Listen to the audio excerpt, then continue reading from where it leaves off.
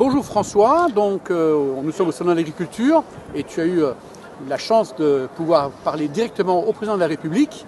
Quel est ton sentiment et qu'est-ce que tu lui as dit et quel est ton sentiment par rapport à la situation actuelle? Bonjour Gilles, donc ce que je lui ai dit à Emmanuel Macron, je lui ai dit que on entendait ses paroles, évidemment, qu'il nous entend, il nous écoute.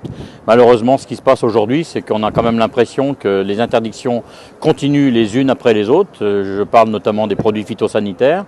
Et puis, il nous avait dit quand même qu'il n'y avait pas d'interdiction sans solution. Et je lui ai dit justement samedi, je dis écoutez, là vous êtes en train d'interdire, on est dans l'impasse totale, on n'a pas de solution.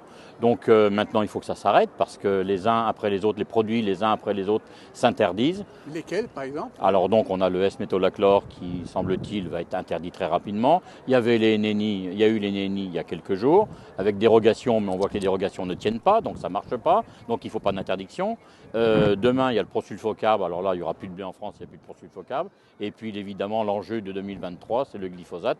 Et si ça continue, là aussi on n'aura plus de glyphosate.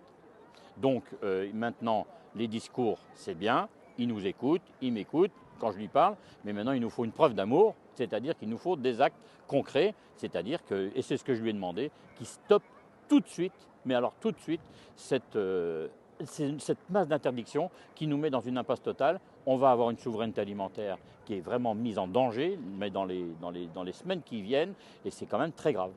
D'accord, donc des belles paroles, mais maintenant ce que tu voudrais avoir c'est une preuve d'amour. Exactement, une preuve d'amour, des actes, des actes, des actes. Très bien, merci beaucoup.